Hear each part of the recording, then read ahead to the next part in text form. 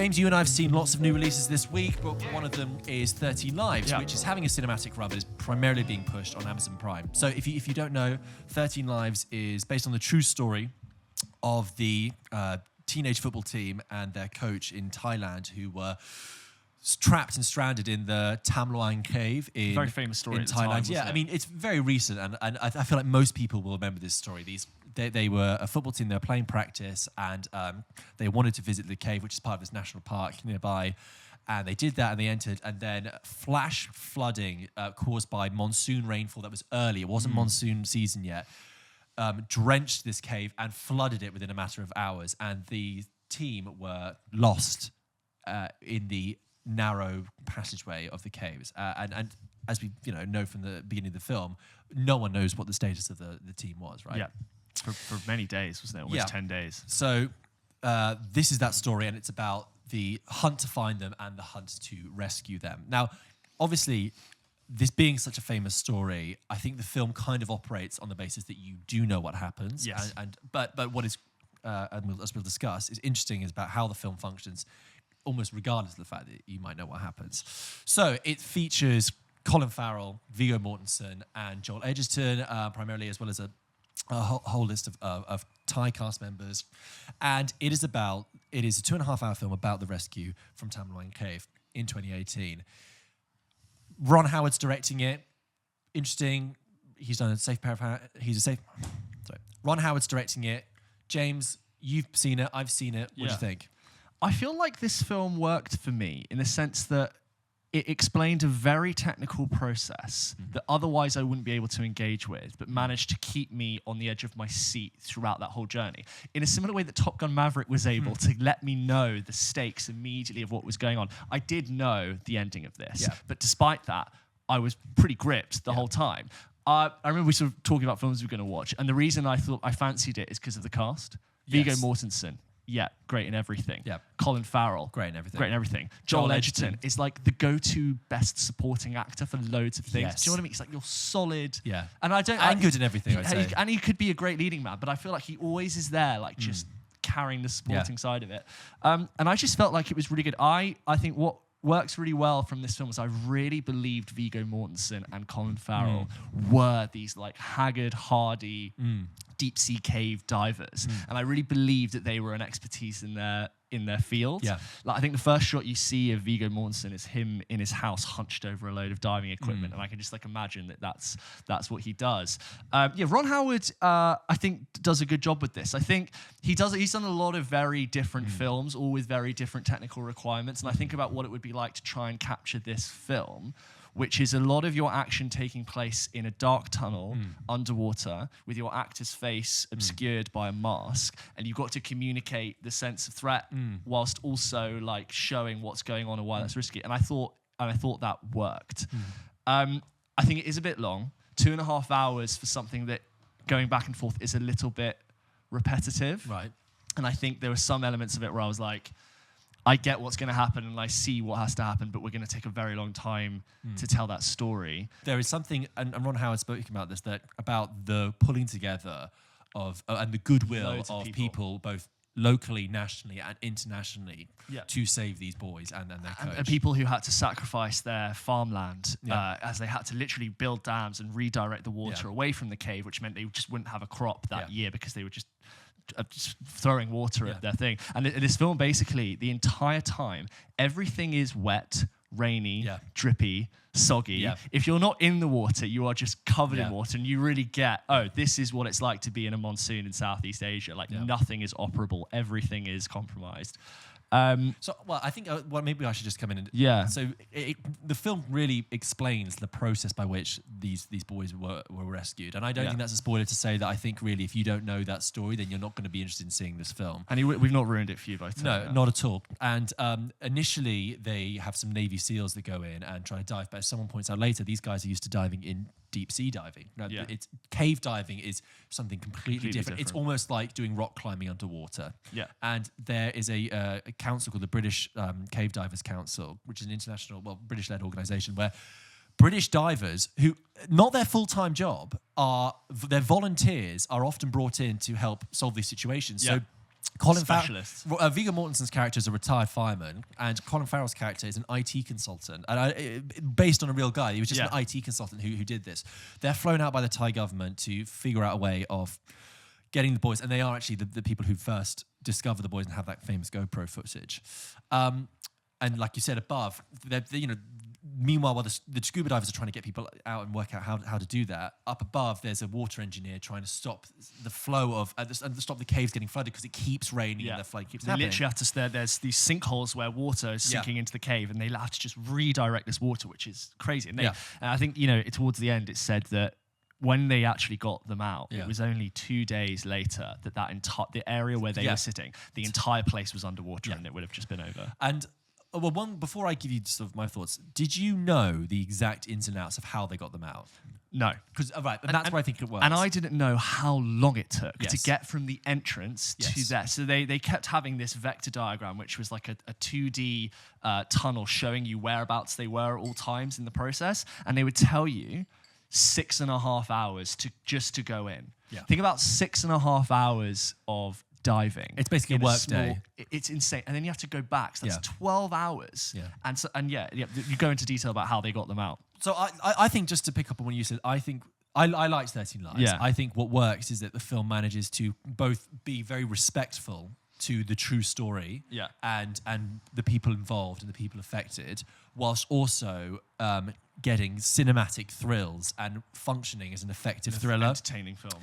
There are, the bits you say, how do you make a film in dark spaces with your star's face covered, etc. I think Ron Howard really leans into like the cinematic excitement of being in the dark and limited light, and how you as an audience lean into that. The scenes, the tension with just a little cord being stuck on a stalactite, what that means, right? The scenes of them navigating incredibly tight spaces underwater in the dark. Is visceral. You have a visceral reaction to it. Hold your breath. You gasp. You go. It makes you feel uncomfortable. It's claustrophobic. And Colin Farrell said, I think he had a panic attack the first time he actually practiced one of the scenes, and you can understand why. So I think that is what carries it through on the whole. Yeah. That's what makes 13 Lives work. Personally, I didn't find the runtime too laborious for me. Yeah. I was invested in the story enough. I knew what happened, and I knew the beats of it. Like I knew, sadly, that the Thai diver died. And I remember thinking at the time, when I was watching it on the news, this is an incredibly interesting story that I genuinely believed wasn't going to have a happy ending. Yeah. And what I like is that even though you know the ending, I did feel like a sense of emotional stakes because you really care for these boys. And there's a lovely bit where they talk about how their coach has looked after them for 10 days. Also felt an enormous amount of guilt for leading them into the cave in the first place. And he feels guilty and he tries to get them to meditate. And someone says to him later, he says to the coach, he's like, "It's not your fault. No one's blaming you. No one thinks it's your fault." And when they first discover the British divers, they have this heartbreaking moment when they have to leave them in the darkness and say, we need to go back and tell people how to get to you. Yeah. And all the boys have to turn their batteries off, or turn the torches off to save batteries, and they're just in the darkness.